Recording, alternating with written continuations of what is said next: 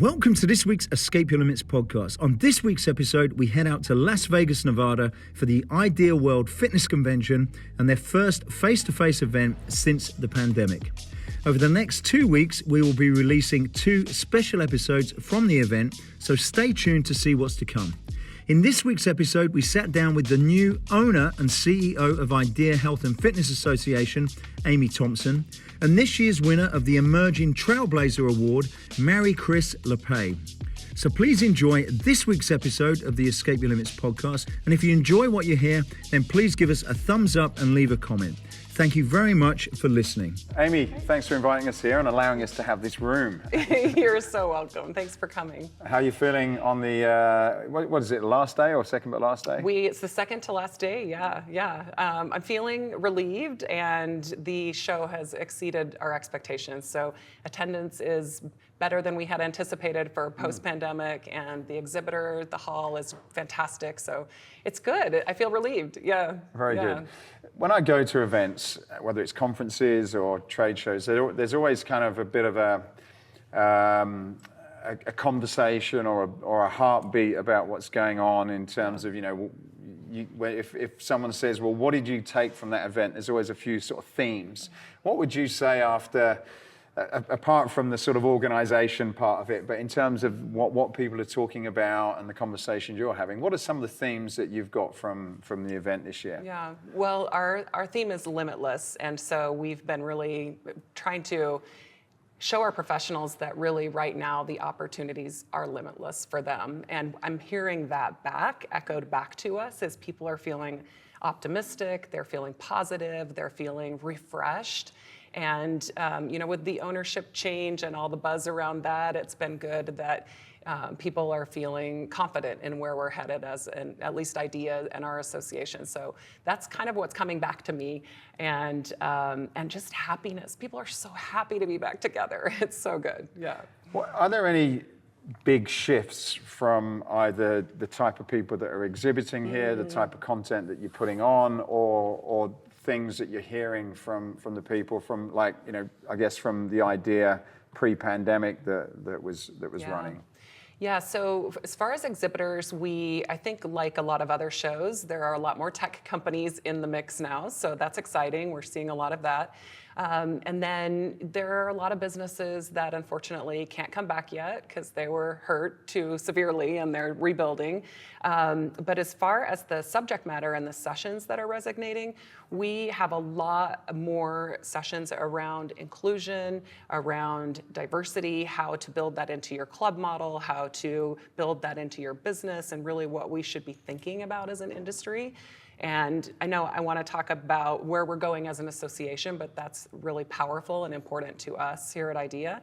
The nutrition sessions are doing well, the business sessions, because so many more pros are in business for themselves now more than ever. So we are seeing a lot of excitement around those sessions. Yeah. When you decided to put on the event for this year, how did you go about understanding what people were kind of looking for? Because I suppose, is this the first one you've done since the kind of close down? Oh, so in 2019 was our last in-person World, and then we did 2 virtual events. So we did Idea World Virtual, and we crushed it. So if we have to keep doing virtual, we did a really great job, but it's not the same. So so the way we build our program, Ryan Halverson is our program director. He's phenomenal, and he finds the best presenters with the right subject matter that's going to really resonate with our audience. We have a lot of committees that steer us and make sure we have a pulse on what's happening around in the clubs, on the ground, in studios, from suppliers, to make sure we get that mix right. And then, of course, we want the subject matter that's going to drive the future of our industry. So there's a little bit of selfishness in there, too, about what we want to put out to make sure we're taking the industry forward. Right. And in terms of trends, I've mentioned it a few times. Hopefully I'm not repeating myself for people who are listening, but we're seeing certainly recovery is being a big thing, and people that seem to be coming in the industry from a client perspective are, not just looking at the six-pack and getting fit. They're looking for other things now, more health. We had Rich, who was talking about sort of more general wellness that they're looking for. So what are some of the trends that you've started to kind of hear in some of your focus groups or from the people that you take your advice from? Yeah, behavior change has been in the market for a while, but what we're seeing now is that pros really need a bigger holistic approach to their clients. And especially with the mental health pandemic that's following the COVID pandemic, our pros we're not specialists in that area, but we're going to be the first responders, right? If you think about when we see people that need guidance, support, we can build a team around us to support those clients. So recovery, sleep, nutrition, and really shifting from fitness to movement. And that's probably one of the biggest shifts that we've seen is people are not necessarily exercising to be super fit, they're exercising to feel better and to improve their overall well-being. What type of people now are you seeing coming into your event? Are you seeing a shift in different people? I've certainly heard that there's a lot of new people that were doing other things coming into suddenly looking at fitness for the first time. So what stuff are you noticing there? Yeah, we're seeing a lot of first time attendees and people who are new to the industry, which I think is incredibly exciting. So it was interesting in a lot of the sessions, and as I'm visiting with our attendees, they're telling me like, this is the first show I've ever been to. Part of that could be, we haven't been in Vegas since 2017. And so based on wherever the show is held, you're going to attract the local fit pros. There are a lot of big successful club chains here in Las Vegas that are in support of the event. But also we're drawing new people to the industry. So I think that's something for people to look forward to. With a lot of clubs having staffing shortages, they're here at Idea. All the first time attendees and new to the industry people are here. So that's promising. And what do you see as a split of the trainers that maybe have previously been working for an organization? Do you see that there's a lot more of these independent entrepreneurs now that have used the pandemic to say, well, look, actually, I want to create my own business? Is there more of those? Have some of those gone and come back and realize that they need to learn more about running a business as well as being a trainer? How would you sort of summarize kind of some of those changes that have happened? Yeah, so what we're hearing from our members is everybody was forced to be in business for themselves at some point, right? So whether they were doing it through their club, they were still running their own business and they were doing it from their living rooms for a long time. So we're hearing that people feel a responsibility to own their business to the degree that whether they train through a club or at a boutique or in a park, or I say on a boat with a goat, you can still have your own business and be responsible for your income and your future and work in all of those places. So it's a good mix. Some people did virtual and they said, this is absolutely not for me. And they respectfully went back to the clubs where they could be in person. Other people tried it, loved it, and they're moving forward and they're thriving with these virtual studios. So I think, again, the possibilities are really limitless when you think about there are no zip codes and there are no walls in fitness anymore. Right. So it's your theme too, escape your limits, right? There are no limits for fit pros. You can teach anywhere. Are people coming to look at, have you seen anything in your magazines or with the content that you're doing here about now a trainer, whereas before they used, even if they're a group exercise instructor, they got good at working with a crowd or 30, 40, whatever people in a studio face to face. And certainly I'm aware, and I know people that are in the event business, that you can't take those skills and create energy in front of a camera. It's two totally new things and you've got to learn it in a different way. Are you seeing people either providing information on how to be good at a distance, or what's going on in that area then? Yeah, so a lot of that subject matter we were tackling during our virtual conferences. So at that time when everybody was pivoting, we did have a lot of subject matter that was helping them to be better with their virtual classes and to understand the tech and understand. Now there are some sessions here that are still designed to help people with their virtual studios, but it was primarily during the previous 2 years when we really went hard with a lot of that content.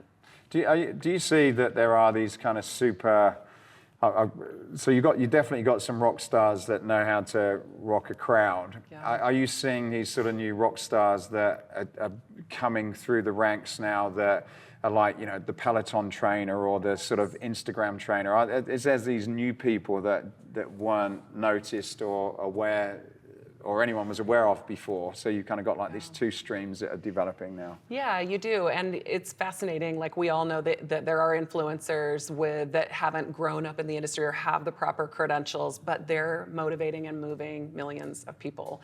And I think there's something really exciting there. We can help them with the skills and the proper credentials that they need, but they are moving millions of people. Yeah. And then there are other people who are, maybe they do have the right credentials and the certifications, if you will, and they grew up in the industry, and now they're also leveraging the technology and social media to be able to reach millions of people as well. So we are seeing people that really get it now. And again, because we were forced into a virtual space, they're really rethinking everything and how they reach more people. It seems as though now it's kind of almost like balancing. You either had someone that was really good, they had the reach, but they probably didn't have the sort of background, and people who had the background who didn't have this stuff. That's right. So there's kind of a balancing. So maybe you create these super trainers now. Yes, yeah. An idea for your audience who may not know, we don't actually certify trainers. We work with all of the certifying agencies. So we consider ourselves kind of an umbrella over all of the agencies. And then we bring people to the industry to get certified. Once they are certified, we fill in all of their educational needs throughout the rest of their career. So we see ourselves as really bridging gaps that people have. And so you nailed it when you said, someone may come to us with this and they're phenomenal in a certain area, but they might need expertise built in their business or in, basic foundational movements. So that's where IDEA can fill in the gaps and really support the entire industry. Introducing the next big thing in functional training, the Escape Barrow. A revolutionary training tool that combines a loaded farmer's carry with a sled push to develop hip, grip, and core strength. Developed in partnership with Pete Holman, inventor of the TRX Rip Trainer and Nautilus Glute Drive, the Escape Barrow can be rolled, pushed, dragged, and carried. The Escape Barrow packs a punch with an impressive load capacity of 440 pounds, and with a two-stage galvanized paint covering process, it's also ideal for outdoor use. So head over to escapefitness.com/barrow. That's escapefitness.com/barrow to find out more. Enjoy the rest of this episode. Now, I do have gone through some changes. Yes. I know a little bit about them. Some people may not. So tell us a little bit about what's happened to the IDEA organization. Where is it today? What's happened, and where are you planning to go? All right. So IDEA was founded by Peter and Kathy Davis in 1982. They ran the business for 35 years, and they retired. And then they sold the business to a private equity group. So that was 5 years ago. And during the pandemic, we were sold to another private equity group, and both groups were amazing. However, we were kind of an outlier in their suite of brands. Their brands were focused on the consumer first and foremost, and they were mostly media outlets. And while IDEA has media arms, we are pro-focused, and we are a B2B business structure. And so, as time went on, we all know that the pandemic was not kind to the media business. It was not kind to the fitness industry, and it was certainly not kind to the event space. And those are all three things that our business is built on. So I discovered that there was an opportunity to me to raise my hand and say, and I actually jumped out of the chair and said, it's me, I want to buy this company, and I want to be the next owner of IDEA. And fortunately, thank goodness to Robin Thurston and the outside interactive team, they provided an opportunity for me to take this brand and to take it into its next chapter. So I bought IDEA on April 27th. It was this year. Wow. It was from that time I jumped out of my seat until we signed the paperwork was 2 months. It was fast and furious, and so now I'm the owner, and it's back to being a family-owned business. Wow! After 40 years, this is our 40th anniversary, which is why my shirt. Yeah. So, kind of looking at all the different businesses that you could go into. Yes. And knowing that we've come off the pandemic and thinking, okay, like an events business, a fitness business, it probably wouldn't be top of most people's list to sort Right. of do what you've done. So what gave you the confidence that this is, a great thing to put my life and everything on the line? And my family's livelihood, yes. Well, first of all, I grew up in this industry, so I like to say I've never had any other jobs, except I was a bartender once. So outside of that, I have been a personal trainer, Group X instructor, general manager, regional director. I've been an executive in fitness. I owned my own studio. I've been in corporate wellness. I've done it all. I sold for Les Mills too. So I've done it all. And I know how important this platform was to me at every step of my career. I eventually became an author for Idea, and I became a presenter for Idea, but it didn't matter what role I was in. I would be at this show every single year to fill my bucket and to get my education. And so I know the platform has an important space and role, and I know it has to live on, and that's why I wanted to buy it, is that this platform needs to be here for the future generations so that we can keep inspiring people to move. Right. And what's your vision for the future? They've done a great job, I guess, to get here. Yeah. It's an event that even before I came to America, I always used to get the magazine. Yes. You're very kind to send it all the way over to England, and I'd keep up with what was going on. So I think the magazine's great.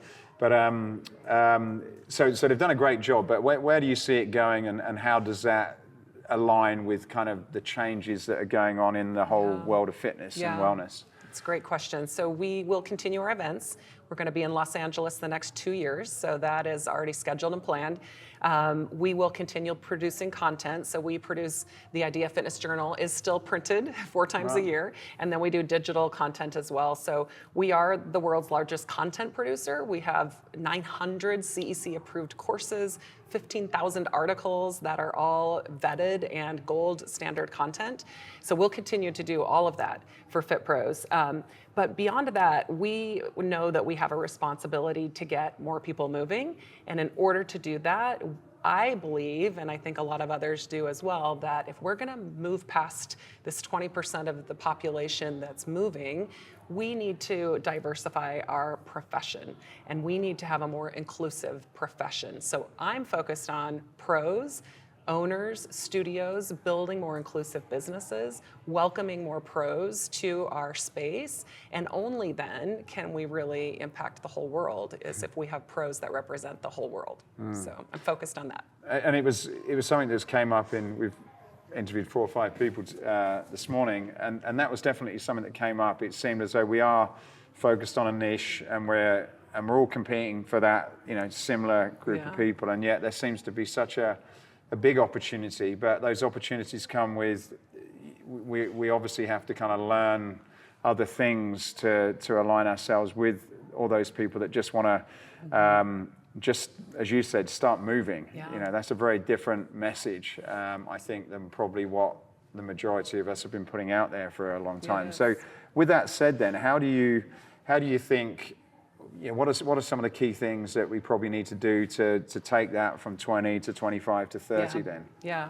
So when Idea thinks of advocacy and where I'm focused on, I know that we as an industry, we need to unite. And so I'm working with, here in the States, I'm working with a lot of the state alliances. I've had conversations with IRSA since I've been in this role, and the other associations, and of course all the CEC agencies.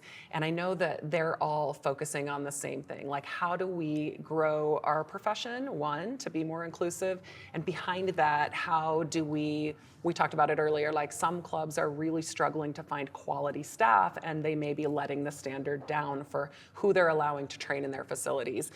That's not going to help us when the next pandemic comes. And if we really want to be considered essential, we have to keep that bar really high. So that's where we're focused, is keep the bar high, unite with the other associations and alliances. Let's get back to really focusing on the system for preparing people to work in this industry that already exists. We have a great certifying system. It's not perfect, but we have a great system. Let's get people prepared for the role. Let's welcome more people to the industry, and let's do it together instead of competing as associations or as clubs or as an industry. This is the time to come together if there ever has been one. One of the things that seems to, I'm aware of is generally if you're in this industry, you do it because you love it. It's not necessarily something you're going to earn a lot of money, that's for sure. And I guess when people get to a certain point in life and they have families, then they can't make things work staying within it. If you look at what's happened over the last few years, there's the fitness space, I'll use that term, you know what I mean, but the fitness space, there seems to be a real sort of close relationship with what's happening in the medical side. And the more people that you speak about that understand the part of movement and nutrition come together, it's like, well, this is actually a big part of solving the problem. Mm-hmm. Do you think that there's an opportunity to be educating and raising the level of people so that the fitness instructors are not just these people who get someone in shape, but they're actually kind of the next step to a medical professional, and they're getting compensated in relation to the value that they're delivering, and maybe getting more people in there that can make a career once they've got families and stuff out of them. Yeah, I think of that two ways. I think we absolutely need to reinvent the way we compensate fitness professionals, because the system that we've had, I mean, I came into the industry in 1997 and I helped build a lot of the personal training models that exist today, the compensation and what we charge, and they haven't changed. People just keep copying the same system and putting it in their clubs, and it's not sustainable for someone trying to build a career. So I think that needs to be rethought, and I have some ideas and some teams that are already kind of reconstructing how we compensate. But also, you know, I think above and beyond that is there could be different roles for working with people at different levels. So not every person needs someone with a degree and with an advanced certification to work with them. If we're talking about that person that just needs to start walking, well, they just need a buddy. They just need someone. It doesn't need to be someone who has a lot of certifications or degrees at that point. They just need someone to get them started on healthy habits. So I really envision kind of a tiered system, and you can look to other places in the medical community where this exists, where if you are working with people who don't have underlying conditions and they're healthy individuals, well, that could be someone that's considered, you know, a entry-level trainer, or maybe someone with working under the mentorship of someone else. And then above that, if they have these needs, then they need someone with a higher quality and level of education. So that's how I'm thinking about it and working with others. And just here this week, we invited in some experts in the certifying credentialing space who are having the same conversations.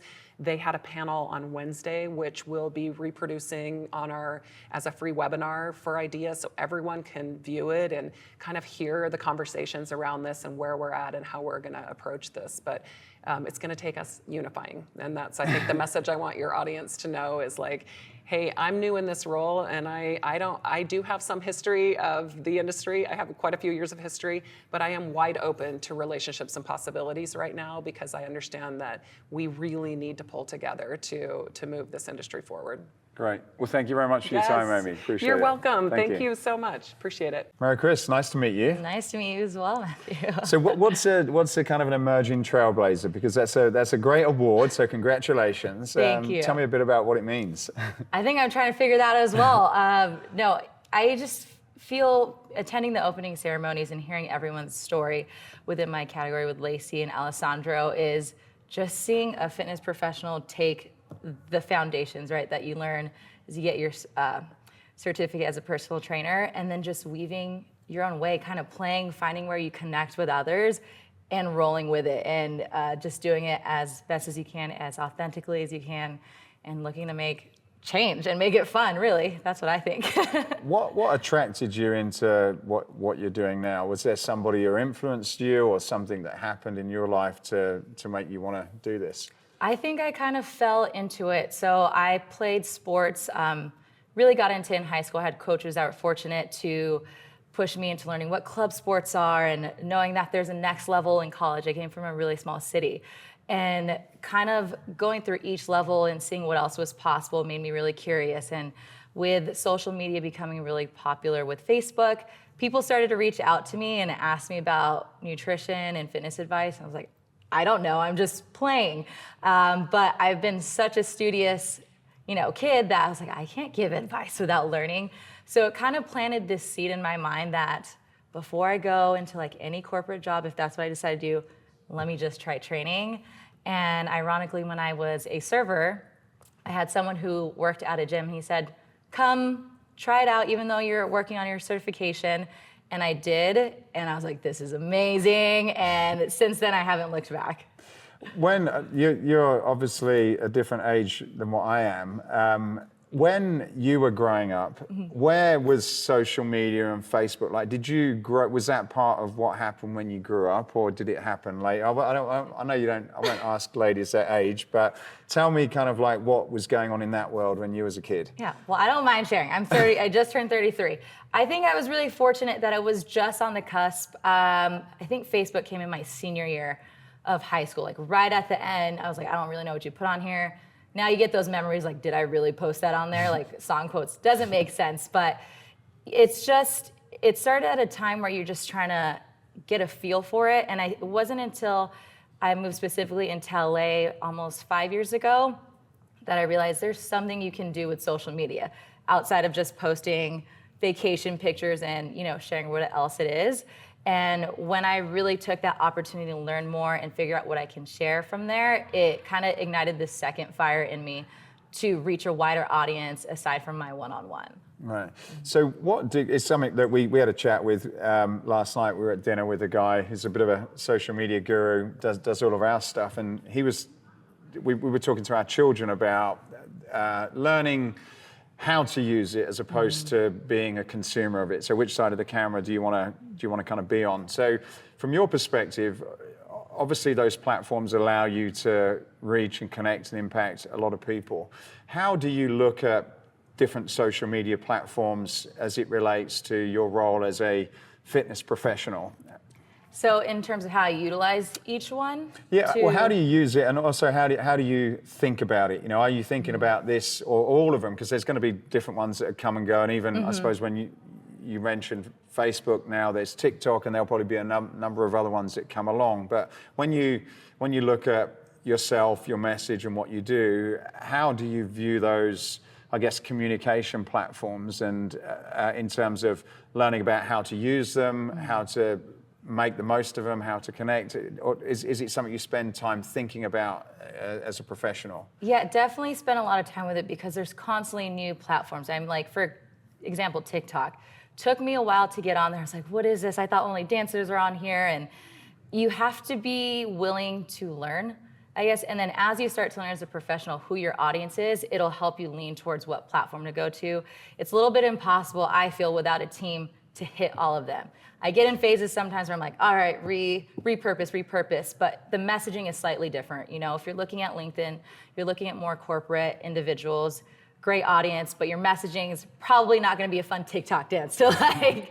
Although some of that is working on things like LinkedIn, I've seen that. Oh, well then see, that's new then. So that's something new for me to learn in. But as far as my strategy, what I've learned, when I've kind of taken the platforms in different ways, because as great as it is, sometimes I also get a little bit burnt out.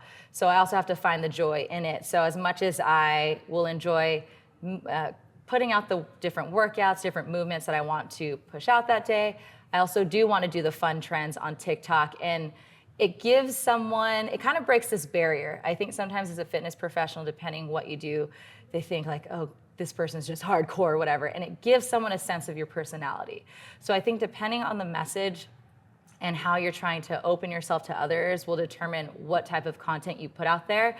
So I like to have a mix between the straight professional, here's some movements, there's the inspirational posts. Importantly, there's sharing your own clients. It's not just about you. People want to see people like themselves and know that you're willing to like connect and just be human.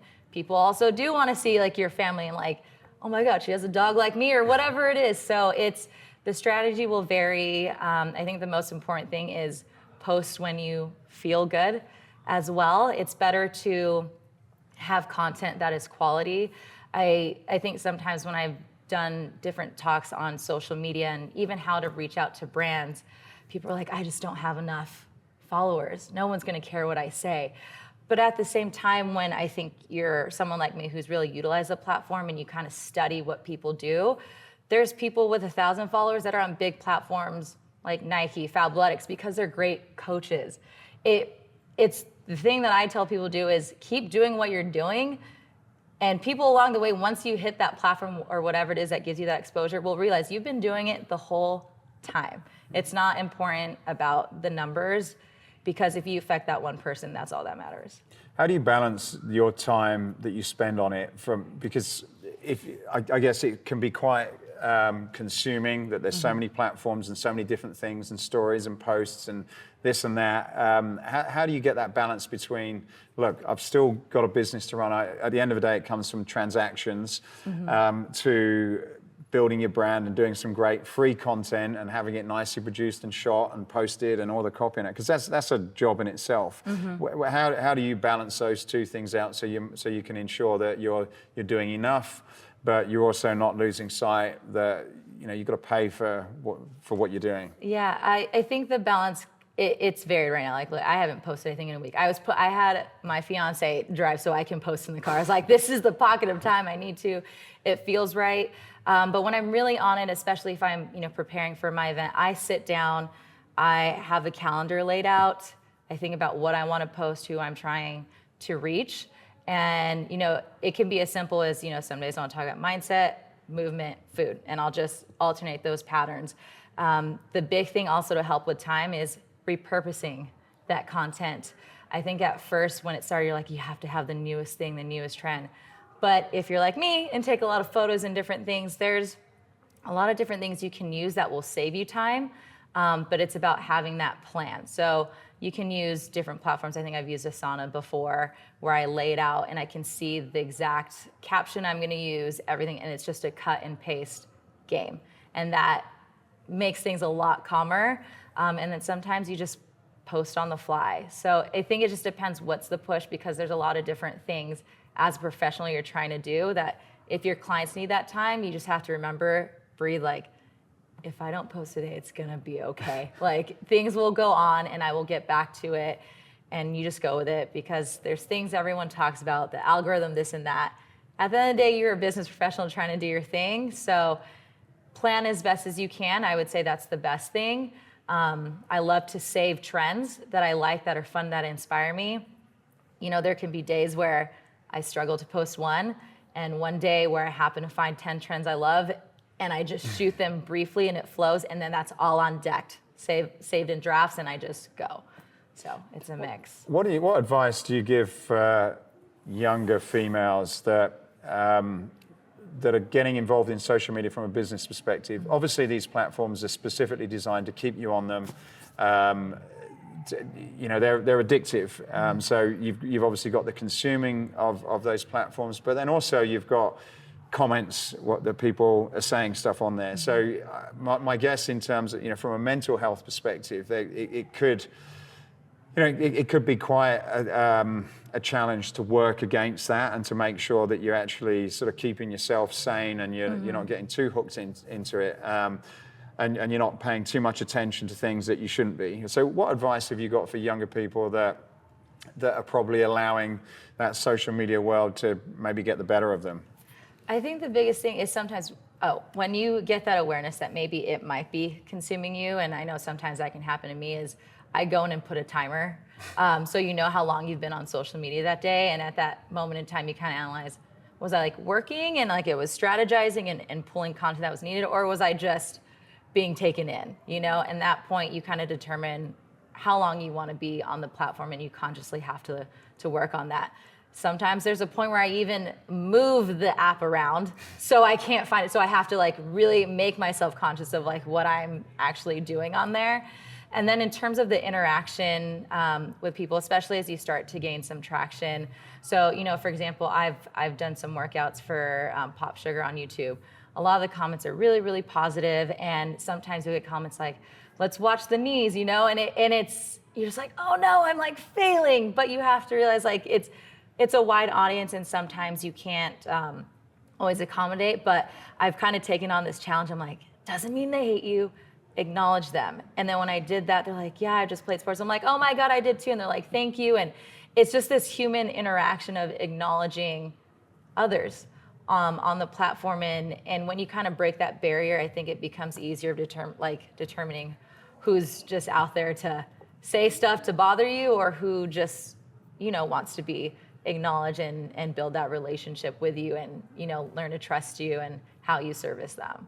Does it help or prevent you from taking any risks in terms of your content because of maybe what people will say? Like, I guess, sometimes it's good to experiment with things and try new things. And also, well, let's start there first, and then I've got another sort of follow-up question in relation to that. Yeah. So I will say I'm pretty bubbly on there, and I know sometimes I'm like, is this too risque? I was like, no, it's not. And I just post it. And I'm just like, this is me having fun. I sometimes trying to analyze it because there's still a line where you want to be professional. And I think you have to also keep in mind, who do you think you may want to partner with? Who might you want to work with? And I think if you're doing something in alignment with that feels authentic to you, then you're doing the right thing. But there's also the people I love where I'm like, I wouldn't say that, but I love that you're doing that, right? But they're being them. And I think that's something that you just have to weigh. But I have also heard a lot of influencers say like that one thing you don't want to post is what they're gonna love. And I will say about 98% of the time when I do hit that post, you get the most reaction and you're pretty surprised. So I think if you're really looking to make an impact and continue to be like vulnerable and authentic, you do have to play with it. And if it doesn't work, it doesn't work. I've made posts where I've spent hours. I'm like, this is amazing. I love the edits. Flop.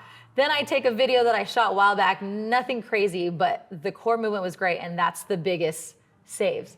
So you can't hold on too tight to it, but as long as you know that everything you put out there is with a certain intention, you can't be mad about it.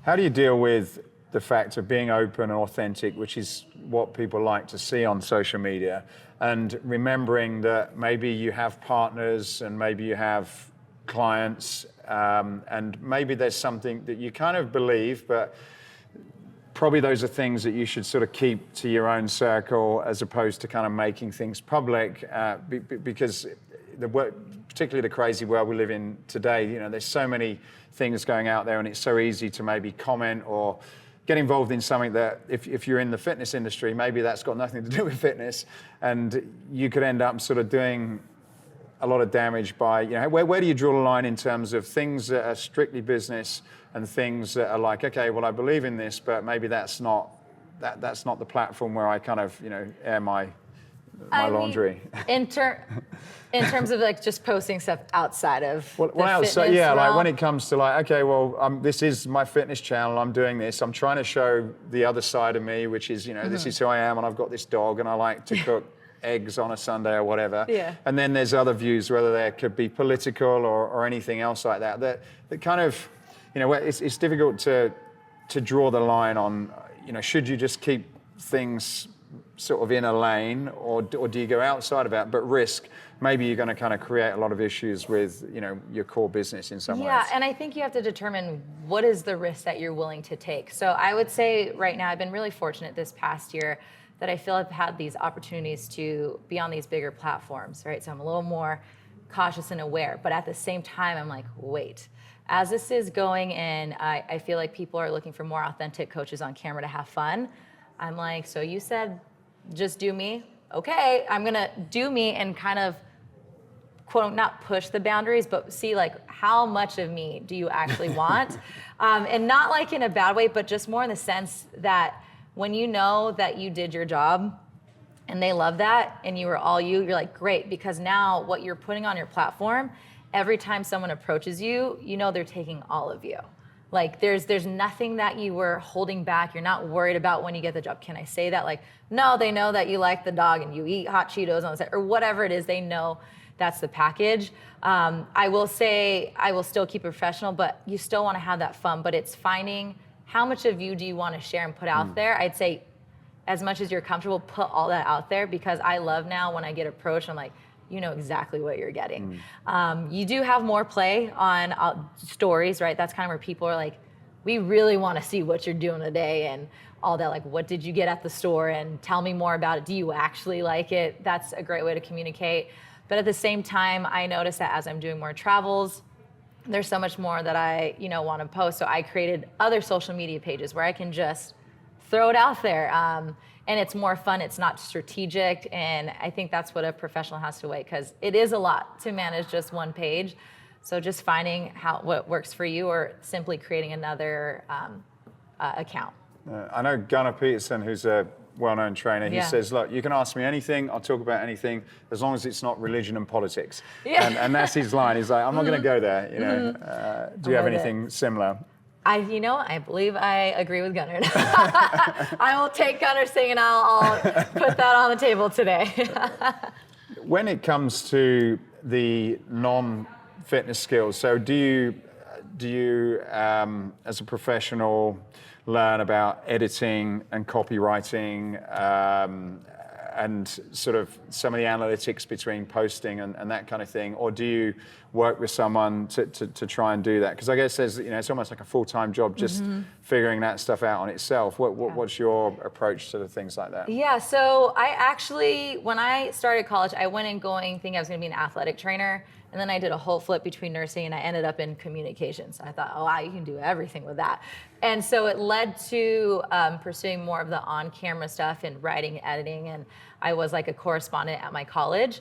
So what I love right now with socials, I just feel my worlds blend between both. And I'm able to have this creative process where I kind of have this vision, but now I'm in a space where I'm learning that thing where I think sometimes we can be guilty of like wanting to control everything, is letting someone else do the work. So if you're able to do that, I suggest you do it so you can focus on what you do. So right now I have an editor.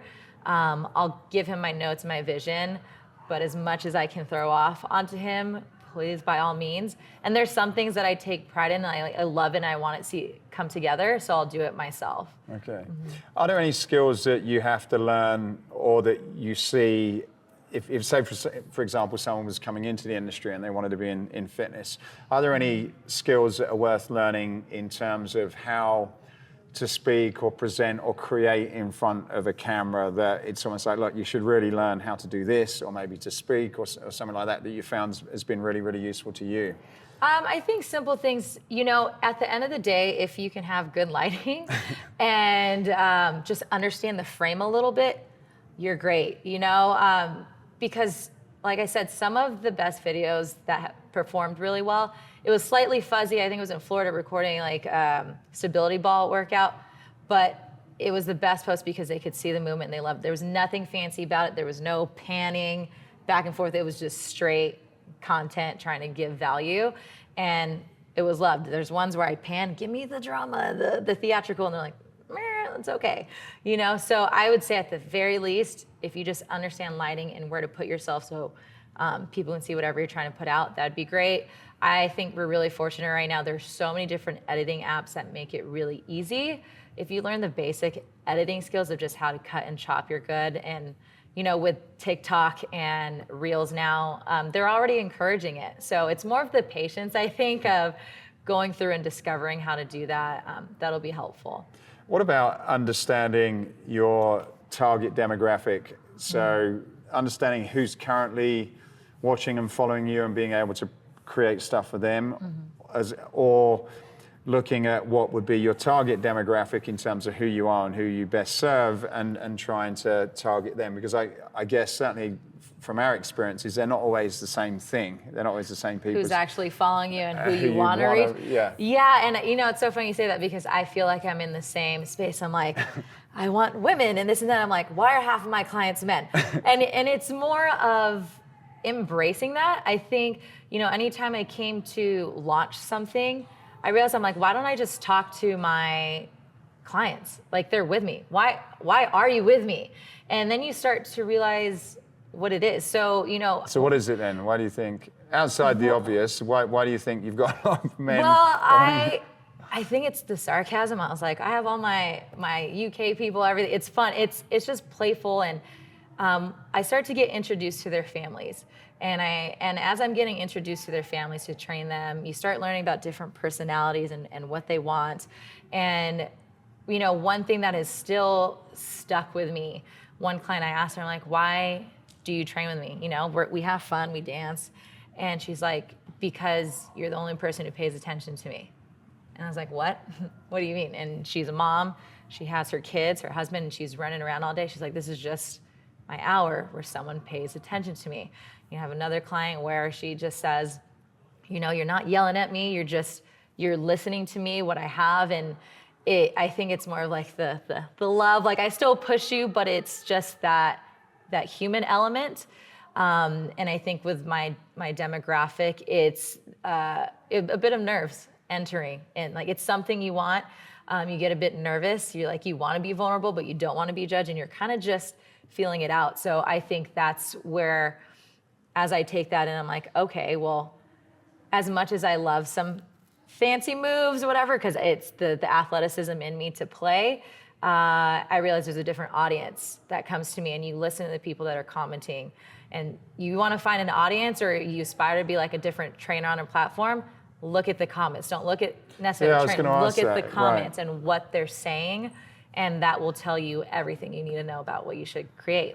Yeah, because I guess if you can look at the numbers, and we've done this even on our YouTube channel, and it's like, okay, there's some big numbers, and then you break it down, and it tells you, this is their age group, and this is male or female.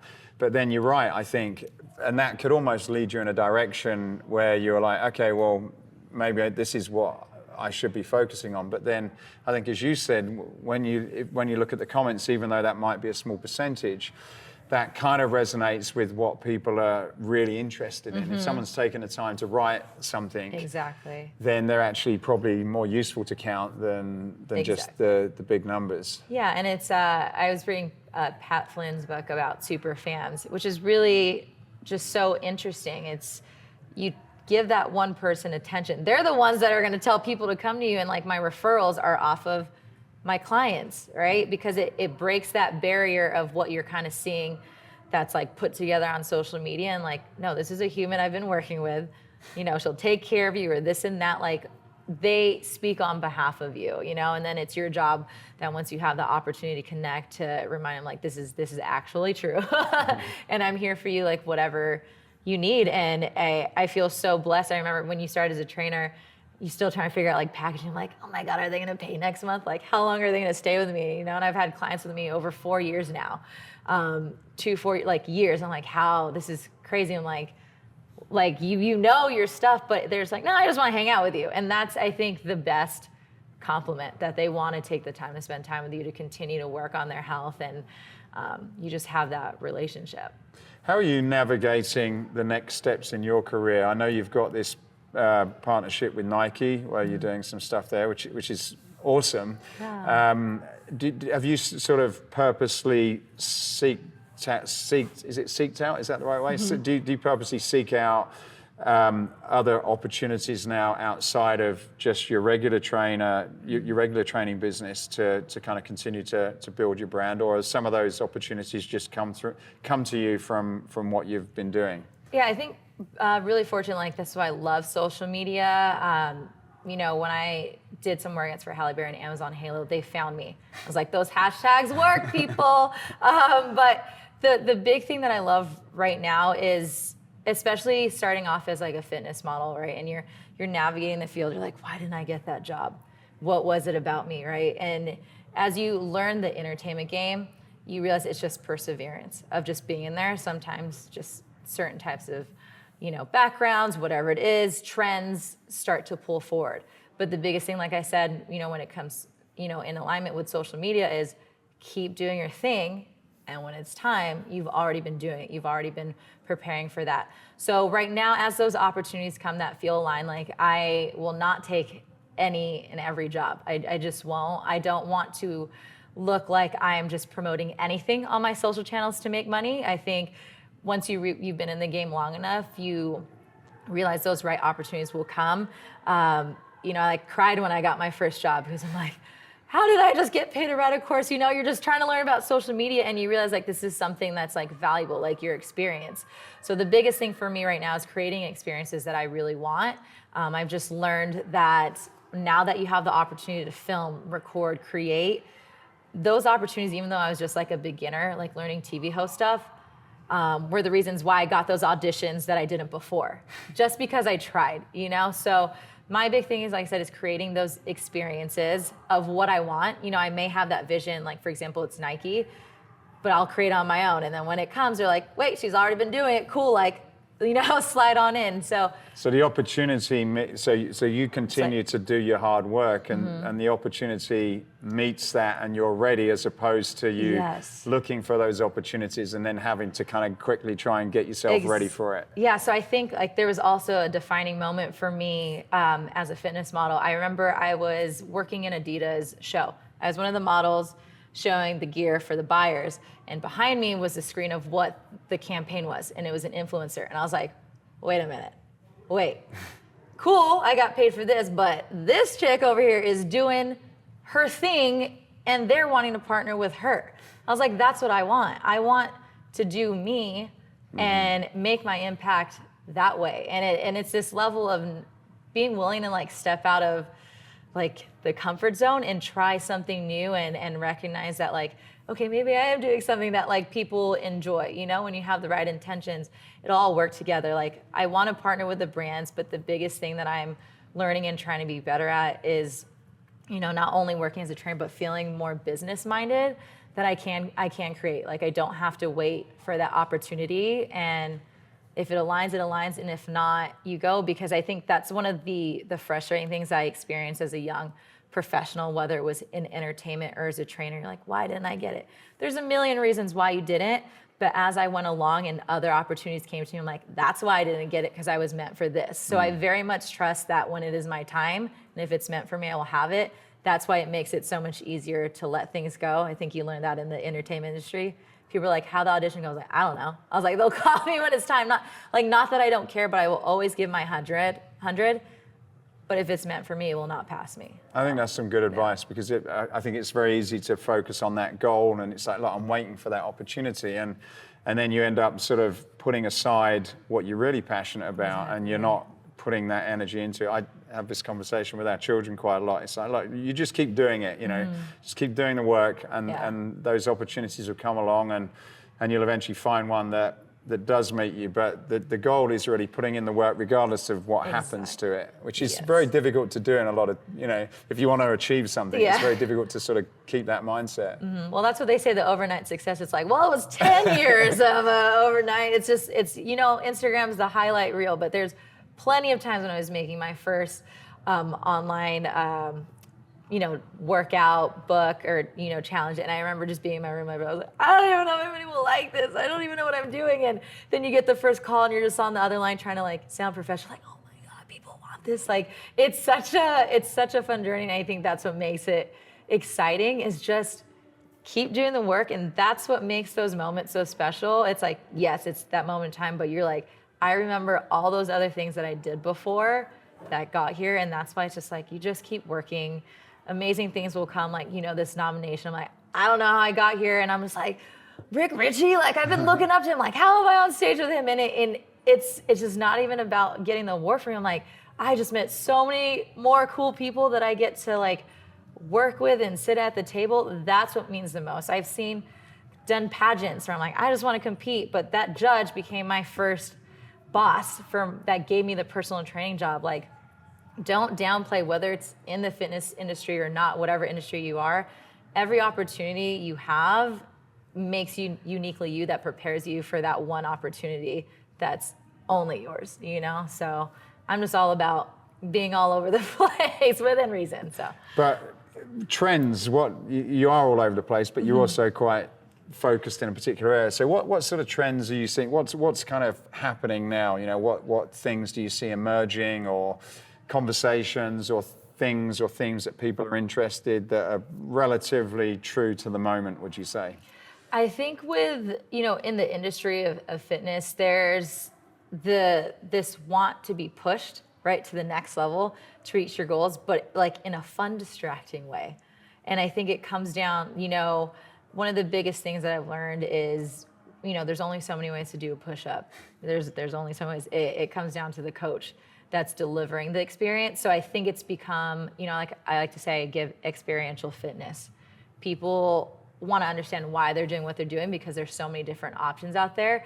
But it's how someone delivers it, it's the music to it, all the different elements is what brings someone back, and that's what's going to get them the results. So I think it's a lot more holistic as well nowadays, and just looking to just do it at their own pace, but like building that trust with that certain professional, that certain gym, that's going to make them feel comfortable to do so. Right. Amy was saying that the theme here is just getting people to do some basic movement. Even Rick was saying a similar conversation. It's like, look, it's not about laying in a pool of sweat after the workout. It's just like, just move, do that, have some fun. And yeah, do you feel better than when you came in? Cool. And I'm just like, really, like some of my clients, that was my best session with you. I was like, well, that's the session where she came in and I could tell something was off. Usually like we go to the treadmill to like warm up and I could just tell something was off. I was like, why don't we just stretch? And I took like the massage gun and she just started crying.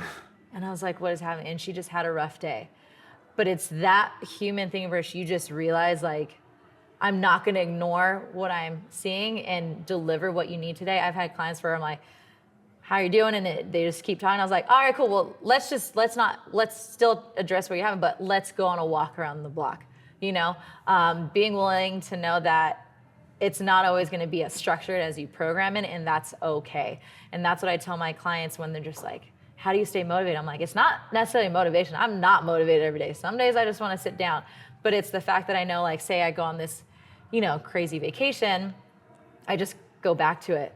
I just go back to the basics and start moving. And as it feels good, I continue to increase. And that's the message I feel, sitting at the opening ceremonies and hearing each professional talk is just addressing the individual in front of you and giving them exactly what they need that day, and knowing that it's okay if it's that 1% every day. It doesn't have to be 10. You're going to take those leaps back and forth, but letting them know that as their life fluctuates, like you're going to go with them, but it's still going to keep going up.